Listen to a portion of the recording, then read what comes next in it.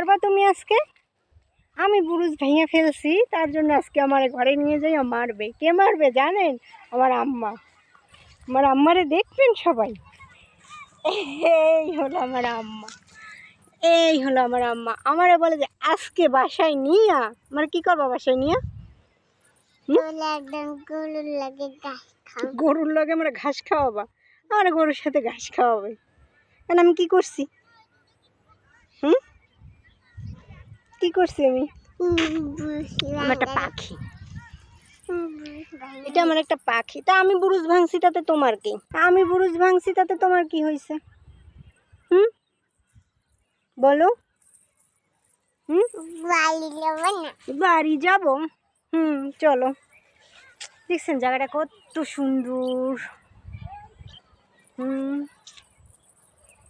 কত সুন্দর।